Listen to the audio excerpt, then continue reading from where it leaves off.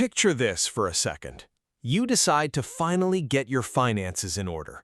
You start doing what everyone says is the right thing, saving money. Every month you put something aside. Maybe it's $100, maybe $200. Over time, it adds up. And honestly, it feels good. You feel responsible, in control, like you're doing what financially smart people do. But then, one day you check your bank account, and something feels off. You've got $10,000 sitting there, but it's barely growing. Your bank is giving you something like 0.5% interest, which means after a full year, you've made around $50. And that's it. Meanwhile, you keep hearing people talk about investing, stocks, index funds, compound growth. And naturally, a question pops into your head. Am I missing something here? Because here's the truth most people don't realize early enough. Saving money is important, but saving alone usually doesn't build real wealth. And this is exactly where a lot of people get stuck. They've learned how to save, but no one really showed them how to take the next step. So in this video, I want to walk you through a simple, realistic path to go from saving to investing without feeling confused or like you're risking everything. Let's start with something that might sound a little uncomfortable. Saving by itself probably won't make you wealthy. Now, don't get me wrong, saving matters a lot, but it's not the end goal. It's just the starting point. Because saving and investing actually do two completely different jobs. Saving is about protecting your money. Investing is about growing it. And if you only focus on one, you're missing half the equation. Let's make this really simple. Say you have $10,000 sitting in a savings account earning about 1% interest.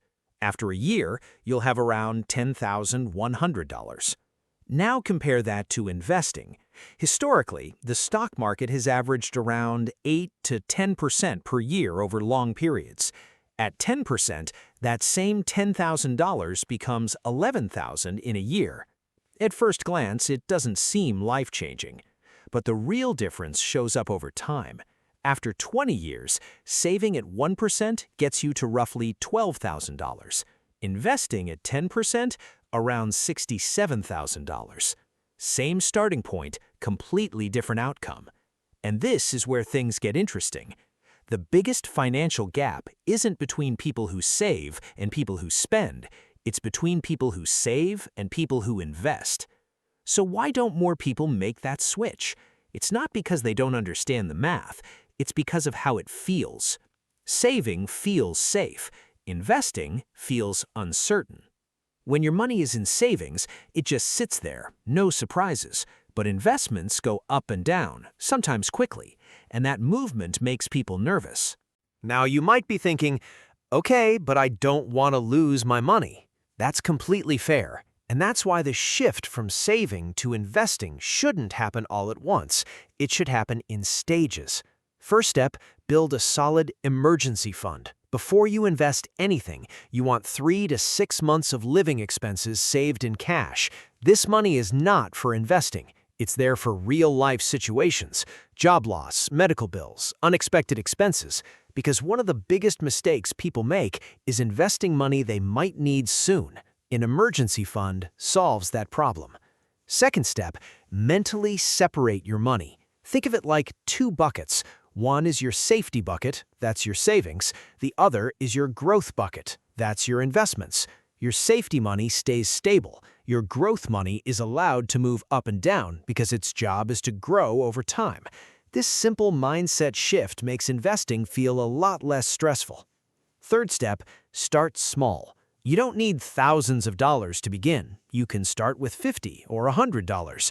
At this stage, it's not about making huge returns. It's about building the habit, because consistency matters far more than trying to time the market. Fourth step, keep it simple. A lot of beginners jump into complicated things, trading, crypto, options, but simple strategies often work better.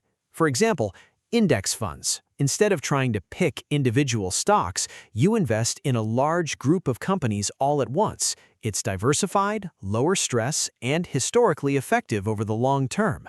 And here's something most people overlook. The most powerful strategy isn't exciting, it's consistency.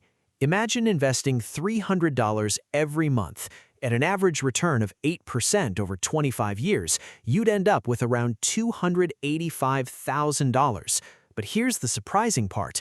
You only put in $90,000. The rest comes from growth. That's compounding, doing the heavy lifting. Of course, investing isn't always smooth. Markets go down, news gets dramatic, people panic. But long-term investors see it differently. When prices drop, your regular investments actually buy more shares, and over time, that can work in your favor. A simple way to think about this: saving is like storing seeds in a jar. They're safe, but nothing happens. Investing is like planting those seeds. At first, it looks slow, maybe even uncertain, but over time, things grow. So to keep it simple, build your emergency fund, separate safety money from growth money, start small, stick to simple investments, and stay consistent.